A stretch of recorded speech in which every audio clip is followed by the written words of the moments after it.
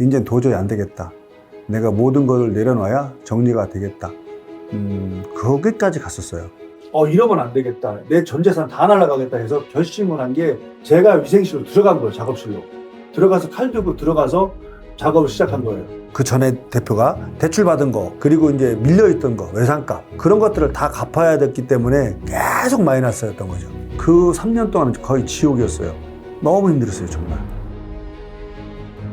네, 안녕하세요. 반갑습니다. 연기자 생활 30년 이제 넘었네요. 넘게 하다가 코로나 바이러스 터지고 가족의 생계를 위해서 육가공 사업을 하고 있는 배우 겸 사업가 윤용현입니다. 반갑습니다. 어느 정도까지냐면 이젠 도저히 안 되겠다. 내가 모든 것을 내려놔야 정리가 되겠다. 거기까지 갔었어요.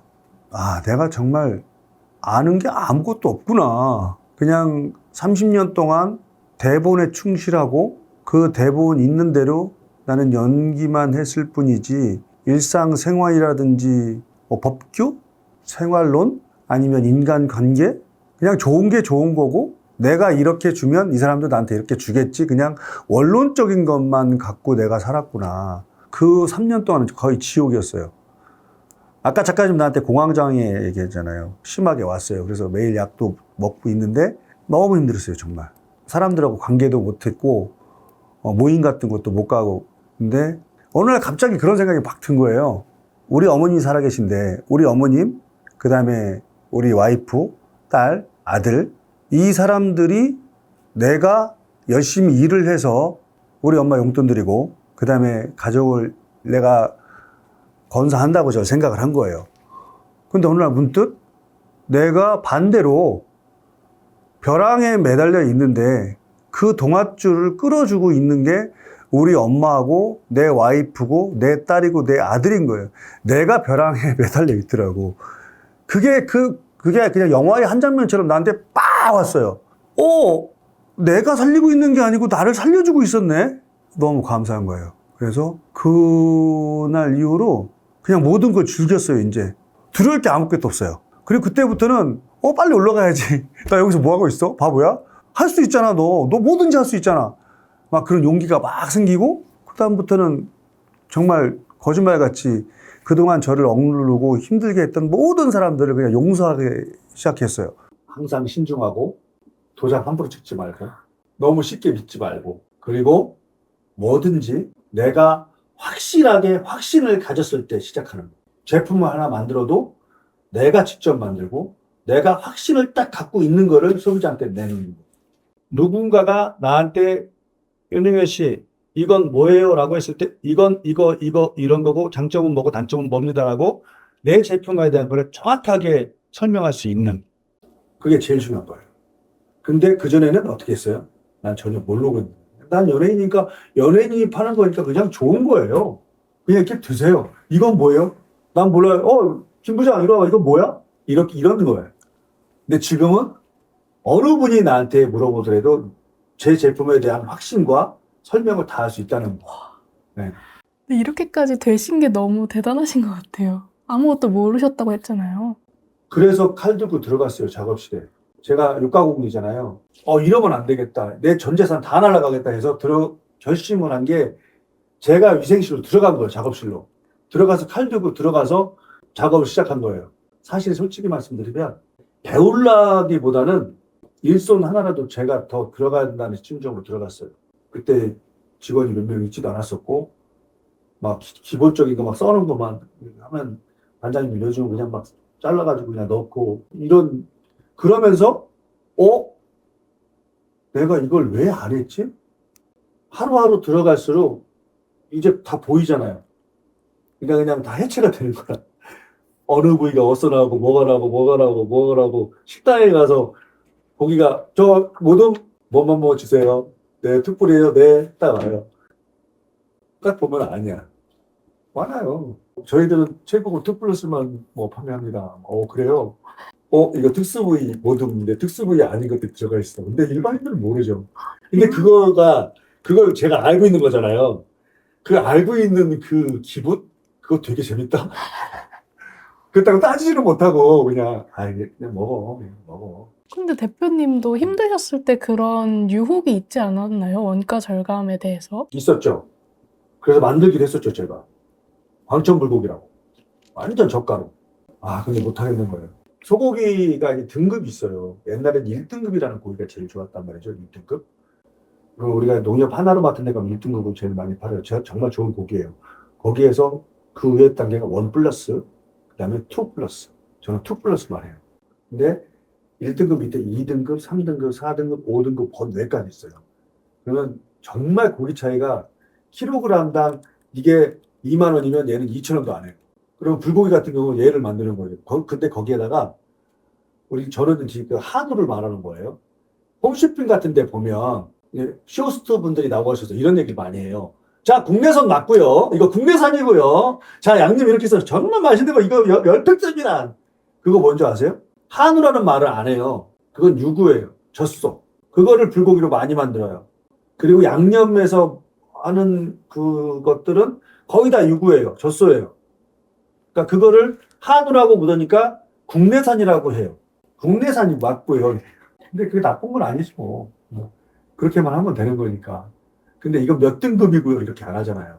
2 플러스만을 제가 선택한 이유는 아무리 얘기를 하더라도 소비자나 사람들이 이거를 인정할 수 있는 거가 뭐야? 이거 2불 맞아? 1불 맞아? 1등급 맞아?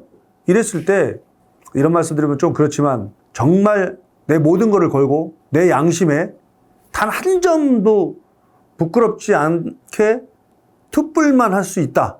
그러려면 그냥 올리 2불만 들어와야 돼요. 2불만 들어와야 2불만 나갈 수 있는 거예요. 그렇지 않고서는 유혹이 너무나 많을 것 같아요. 그래서 제가 선택을 한 거예요. 근데 그게 묘하게 절묘하게 잘 맞았어요. 정말 저는 2불만 하다 보니까 입소문이 나는 거예요. 정말 좋다. 그래서 제 거 윤용일의 도쿄농장의 리뷰를 보시면 5점 만점에 4.9점이 다 넘어요. 그동안 인터넷에 구입하셨던 분들이 제 방송도 보시고 정말 열심히 하는구나.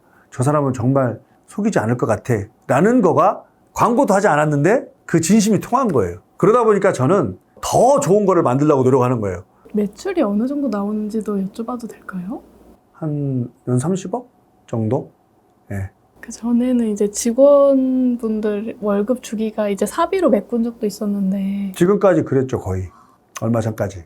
이제 지금 시점에서는 괜찮으신 거예요? 네. 사비를 들였다는 게 계속 돈은 벌었는데 그 전에 이제 대출 받은 거, 그 전에 대표가 그리고 이제 밀려있던 거, 외상값 그런 것들을 다 갚아야 됐기 때문에 계속 마이너스였던 거죠. 그리고 필요할 때마다 이제 제가 적금 깨고 뭐하고 돈 계속 넣고 이제는 넣고 싶어도 넣을 돈도 없어요. 팔 거 다 팔았어요, 이제. 그래서 벼랑 끝이었다는 거예요, 그게.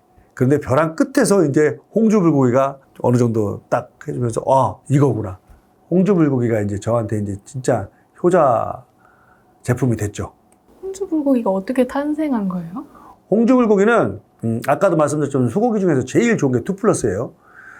2 플러스를 가지고 불고기를 만든 사람이 없어요. 저는 2불만 전문이라고 했잖아요. 고기를 했는데 정육이 좀 많이 남아. 이걸 어떻게 하지 고민을 하다가 대한민국 사람들이 제일 좋아하는 음식이 뭐야? 1번 김치.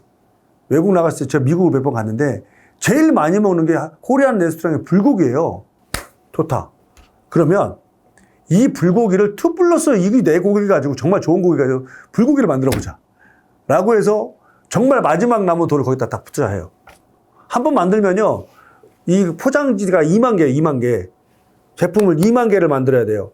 근데 2만 개를 만들려면 돈이 꽤 많이 들어가겠죠?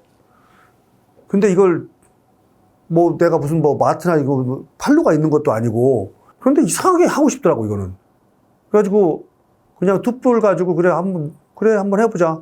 그래서 이름을 정하는데 홍주불고기잖아요. 홍주가 원래 홍주성 그래가지고 제가 충남 홍성이라고 그러잖아요. 원래 홍성의 이름이 홍주예요. 일제시대 때 의병이 제일 많이 나온 데가 홍주야. 우리 고향. 그래서 김자진 장군도 우리 고향이시고요. 그 다음에 한용호 선생님, 그 다음에 고려 때 최영 장군님, 엄청나요. 그 옆에 윤봉규 의사님부터 해가지고 엄청나요. 그러니까 그쪽에서 의병이 너무 많이 일어나니까 일본 놈들이 그 이름을 바꿔버려요. 그냥 홍주를 홍성으로. 그래서 제가 그러면 불고기를 역사의 이름을 찾아서 홍주 불고기로 하자.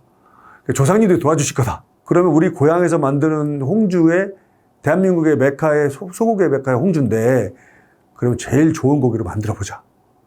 조사님들이 도와주시겠지. 라고 해서 진짜 마지막 남은 돈을 거기다 딱 투자해서 딱 했는데 처음에는 알릴 수가 없잖아요. 방법이 없잖아요. 근데 마침 충청남도하고 제가 공장 있는 논산시하고 정부 지원금으로 2천만 원이 나와요. 그거를 홈쇼핑에 가서 팔으라고. 그래서 제가 NS 홈쇼핑에 나가요. 나가서 깜짝 놀라지. 바로 완판해버리죠. 그때 한 10,000개 넘게 팔았던 것 같아요. 10,000개 정도 세팅해놓고 다 팔았는데 그게 이제 온전히 수입이 딱 됐죠. 그러면서 사람들이 계속 전화가 오는 거야, 이제. 우리가 흔히 먹는 불고기는 예를 들어서 고속도로를 가다가 야, 우리 밥 먹으러 가자 하는데 뚝배기 불고기가 있어. 그럼 불고기를 먹어요? 그럼 뭐? 아까 말했던 유구. 젖소로 만든 불고기인데 그 고기는 원래 질겨서 못 먹어요. 못 먹는 고기를 연육제를 넣어. 키위나 파인애플 가루를 넣어서 방부제를 넣어서 그거를 육질을 흐물흐물하게 만들어서 먹는 고기. 그러다 보니까 지금까지 젊은 N세대들이 먹는 젊은 사람들 있잖아요. 이분들이 지금 먹고 있는 이런 식당에 있는 불고기는 그냥 다 그런 불고기예요. 엄마가 해주지 않고서는 그냥 다 저등급의 불고기로 만든 그런 불고기를 지금까지 먹었던 거예요. 근데 윤용인의 도끼농장에 홍주 불고기를 딱 먹는 순간 어떤 생각이 드냐면 새로운 맛의 세계가 열리는 거야. 그러니까 옛날에 엄마가 해줬던 그 불고기를 드시게 되는 거예요. 왜냐하면 나는 단 한 방울의 연육제와 단 한 방울의 방부제가 안 들어가요. 그러니까 제가 만든 특제 소스로만 가지고 불고기를 만들었어요. 정말 자신 있어요. 내가 홍주 불고기를 만들고 제일 먼저 우리 아들한테 줬어요. 우리 도윤이가 공깃밥 한 그릇을 다 안 먹어요. 제가 어렸을 때 그랬는데 제 불고기에다가 공깃밥을 2그릇을 먹었어요. 비벼서. 그래서 제가 그랬어요. 난 성공했다. 됐다. 도윤이가 이걸 놓고 공깃밥을 2개를 먹을 정도면 이제 끝. 난 됐다. 성공했다. 자신 있었어요. 역시였어요. 역시.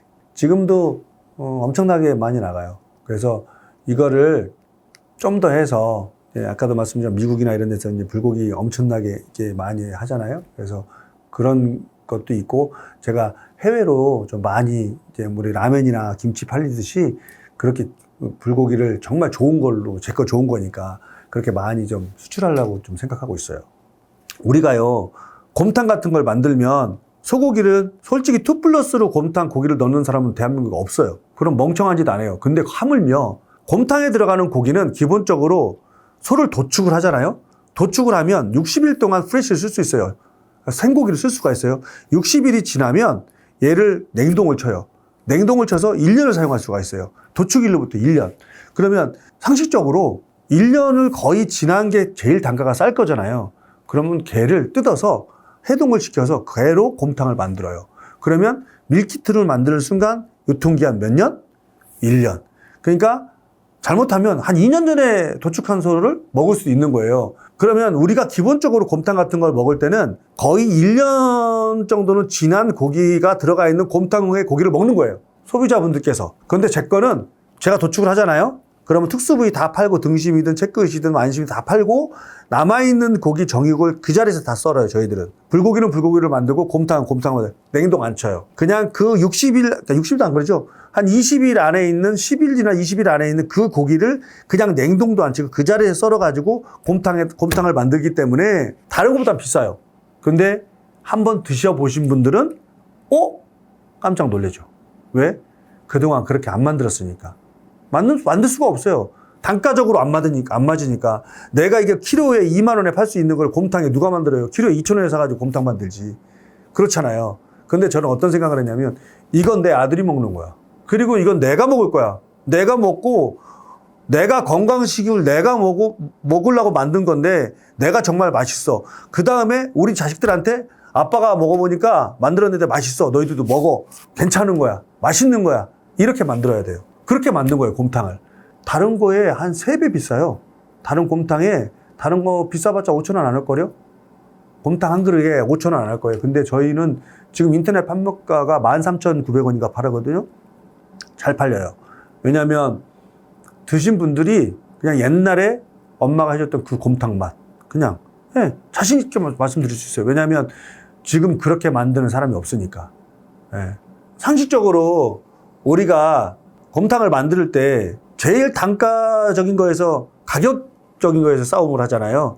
그러면 고기를 제일 싼 고기를 가지고 곰탕을 만들지 제일 비싼 고기로 만드는 저 같은 짓은 안 하죠. 근데 저는 반대로 생각했어요. 정말 좋은 고기로 만들어서 정말 좋은 평가를 받으면 우리 애들이 먹고 내 자식이 먹는데 하나에 5,000원, 6,000원을 아껴? 안 아낄걸? 저 같으면 안 아낄 거라고 생각을 했어요. 그래서 만든 거예요. 근데 그게 적중했어요. 불고기도 그렇고 곰탕도 그렇고. 사기라는 게 내가 그동안 모아놨던 돈에 대한 사기도 사기지만 문서에 사인을 했잖아요. 그럼 거기에 있는 그 회사의 부채도 온전히 다 내 건 거예요. 내가 대표니까. 은행이나 이런 데서 대출 받은 것 중에 제가 은행 대출만 12억 그리고 물품 대금이 이런 거 9억 그럼 21억이잖아요. 물품 대금 같은 경우는 거의 다 갚았고요. 지금 한 1억 정도 남은 것 같고요. 2년 6개월 만에. 그리고 은행 대출도 12억에서 지금 한 8억 5천 정도 남은 것 같아요. 그냥 있는 그대로. 근데 지금 저희 직원들도 잘해주고 있고 제가 이렇게 건강하게 일을 하고 있으니까 법적인 것만 다 정리가 된다 그러면 뭐 몇 년 안에 다 그 건물하고 땅하고 다 제 거가 될 것 같아요. 네. 지금 사업하시는 거에 성공 비결이 뭐라고 생각하세요? 최선을 다하는 거, 그리고 속이지 않는 거, 그리고 내가 내 제품만큼은 내가 자신한다는 거, 그리고 절대 속이지 않는다는 거.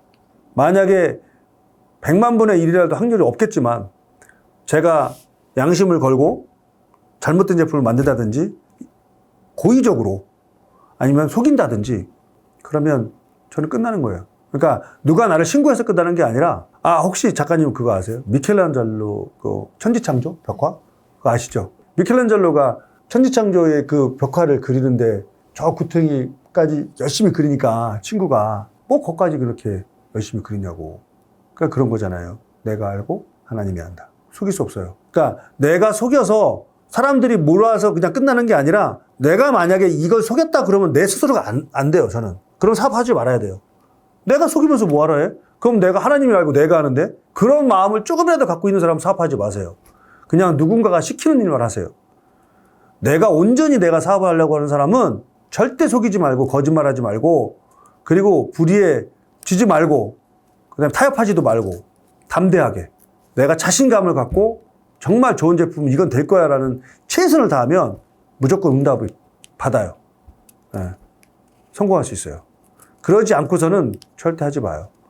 내가 만약에 조금이라도 반칙을 쓴다든지 뭐 이상한 생각을 한다든지 이 좋은 제품을 만들어야 되는데 조금 원가 절감을 하기 위해서 뭐 이상한 나쁜 것을 넣는다든지 이런 마음을 조금이라도 내가 갖고 있다 그러면 사업하지 마세요. 특히 음식이라든지 이런 거 하시는 분들은 절대 하지 마세요. 그럼 내가 약간 그런 사악한 마음이 좀 있어. 하지 마요. 사실 배우 생활하면서 돈을 많이도 벌어봤어요. 그러니까 이런 거예요. 한 해 출연료가 500이라고 치면 일주일이면 2개 방송이니까 1,000만 원? 그럼 한 달에 4,000에다가 재방송까지 하면 5,000에다가 행사 같은 데 가면 말끔한 잡 500만 원? 야인시대 그 이때는 한 달에 뭐 한 1억씩 벌었으니까 그 당시 1억이면은 한 2, 3억이면 아파트 큰 거 하나 샀으니까 돈에 대한 그런 구애는 없었던 것 같아요. 근데 이 일을 안 하면 우리는 캐스팅을 당하는 거잖아요. 방송 촬영이 없어. 그러면 미쳐버리겠는 거야. 일하고 싶어서. 가서 촬영장 가서 촬영하고 싶어서. 돈도 벌어야 되지만 막 가서 막 촬영하는 게 너무 좋은 거야. 돈을 따라가는 건 아니었던 것 같아요. 물론 처음에는 그랬어. 처음에는 어느 정도 그 아파트 하나 사고 어느 정도 내가 뭐 차도 뭐 타고 싶은 거 타고 그때까지만은 돈이었던 것 같은데 그다음부터는 일이었던 것 같아요. 이 일을 안 하면 이거 뭐지? 내가 뭐 하고 있는 거지? 그러니까 촬영장에 막 가고 싶은 거야. 지금도 마찬가지예요. 지금도 사업을 하면서 이제 나이를 들어보니까 직원들 막 쉬고 있으면 내가 답답한 게 쟤네들을 내가 월급 주면서 쟤네들이 쉬는 게 싫은 게 아니라 미안하다고. 일해야 될 시간에 일을 안 하게 하는 그 자체가 미안하다고. 이거 진짜 진심이에요. 그러니까 사람은 적당하게 내가 돈을 벌려고 하는 것보다는 내가 인생을 살기 위해서 뭔가 일을 꾸준하게 하고 있는 거예요. 거기에 맞춰주는 거라고 저는 생각해요. 언젠가부터 아침에 눈을 뜨면 눈 떴네. 하나님 감사합니다. 오늘 하루를 온전히 허락해 주셔서 감사합니다라는 생각을 항상 해요. 그리고 사람들은 이런 얘기를 해요. 식사하기 전에 감사 기도를 드려라. 근데 혹여 이런 얘기도 해요. 너의 믿음을 왜 남한테 보이냐. 그냥 너가 온전히 믿으면 되지. 근데 저는 그냥 보여요. 그냥 제가 식사하기 전에 항상 감사 기도 드리고, 그리고 그게 어느 자리든 내가 어떤 시선을 받든 내가 믿으니까, 그리고 내가 진심으로 감사하니까, 그리고 아침에 눈을 떴을 때 오늘 하루를 허락한 거가 누군가가 저한테 허락을 한 거거든요. 그래서 그 허락한 거에 저는 주님이라고 생각해서 항상 감사합니다. 오늘도 저를 일어나게 해주셔서 감사합니다. 일어났을 때 항상 해요. 하루의 시작을. 감사합니다.